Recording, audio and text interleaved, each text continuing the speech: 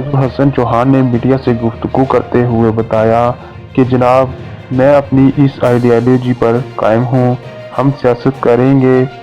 उनका ये भी कहना था कि मौजूदा हुकूमत के खिलाफ जदोजहद जारी रहेगी।